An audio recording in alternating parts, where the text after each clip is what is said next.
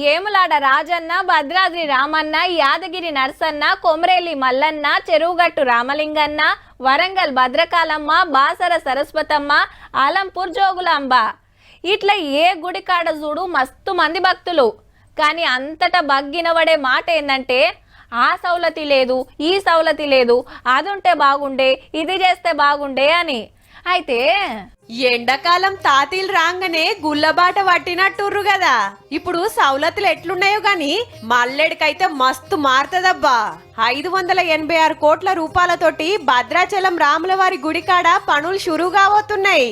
శ్రీరామనవమి నాడే CM Revanth Reddy sir పోయి చాలు చేసే కదా గా టెండర్లు ఓకే అయినాయట. అట్లనే బాసర సరస్వతమ్మ గుడికాడ సుత 255 కోట్ల రూపాయల పనులకు 10 రోజుల కిందటనే పూజలైనాయి. ఇక ఎమ్లాడ రాజన్న గుడిని ఎడల్పు చేసే కార్యం నడుస్తూనే ఉండే. ఈడ 150 కోట్లు ఖర్చు పెడతాన్రు. కొండగట్ట అంజన్న దగ్గర 35 కోట్ల రూపాయలతోటి తిరుపతి గుడి కమిటోళ్లు డెవలప్మెంట్ పనులు చేపిస్తున్నారు. ఇక మేడారాన్ని 250 కోట్లతోటి గీతీర్ల మారుస్తే పోయినోళ్ళంతా తారీఫ్ చేస్తున్నారుల్లా.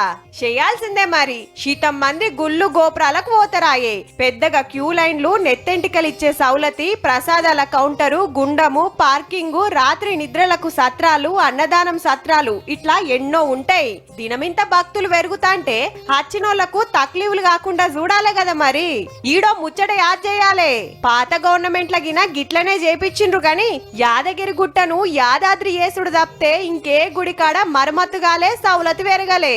ఈ వచ్చినాక ఒక్కొక్కటి సగబెట్టుకుంటొస్తుర్రు అన్నట్టు. ఎందుకంటే అమ్మలక్కలకు ఆర్టీసీ బస్సులు ఫ్రీ అన్నందుకు యాత్రలకు శీతం తిరగబట్టిరు మరి.